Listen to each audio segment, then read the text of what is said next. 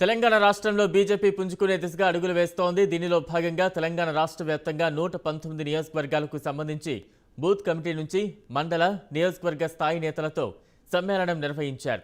ఇందులో జాతీయ నాయకులు జేపీ నడ్డా, రాష్ట్ర అధ్యక్షులు బండి సంజయ్ కుమార్తో వర్చువల్గా పాల్గొన్నారు.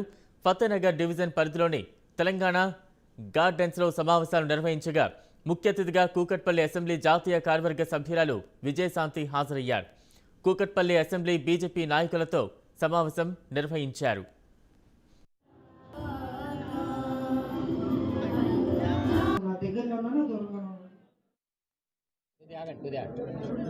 వాళ్ళ కుక్కట్పల్లికి ఇన్ఛార్జిగా పాలక్ తాండ్ మీద మేము రావడం జరిగింది.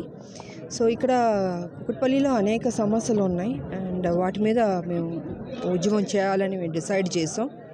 ఎందుకంటే ల్యాండ్ గ్రాబింగ్ అనేది చాలా ఎక్కువ జరుగుతుంది కుక్కట్పల్లిలో కూడా, అన్ని చోట్ల జరుగుతుంది కానీ ఇంకా ఎక్కువ జరుగుతుంది.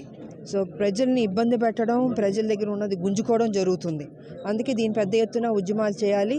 ఈ కేసీఆర్ ప్రభుత్వాన్ని పడగొట్టడం, దింపడం, లేకపోతే కనుమరుగు చేయడం తెలంగాణ ప్రజలు తీసుకోవాలి. భారతీయ జనతా పార్టీ తరఫున కూడా మేము సిద్ధమైపోయాం.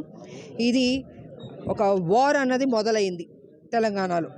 సో ఈ వార్ అనేది ఇవాళ అన్ని జిల్లాల్లో అందరు నాయకులు పాలకు సంబంధించిన వాళ్ళు మొత్తం పార్టిసిపేట్ చేస్తున్నారు, ఇన్ఛార్జీలుగా వెళ్ళారు.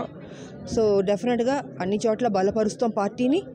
అండ్ రేపు అధికారంలోకి వచ్చేది భారతీయ జనతా పార్టీ, దాంట్లో నో డౌట్. మేము గవర్నమెంట్ ఫామ్ చేస్తామన్న నమ్మకం మా అందరికీ ఉంది. ఎందుకంటే ఒక ప్రత్యామ్నాయం భారతీయ జనతా పార్టీ అనేది ఆల్మోస్ట్ వెళ్ళిపోయింది పబ్లిక్లోకి. కాంగ్రెస్, టీఆర్ఎస్, ఇంకేమైనా చిన్న చిత్తగా పార్టీలు అందరూ ఒకటే. టీఆర్ఎస్ గొడుగు కింద ఉన్న పార్టీలు అవన్నీ. అందుకే ప్రజలు ఇవన్నీ గమనిస్తున్నారు.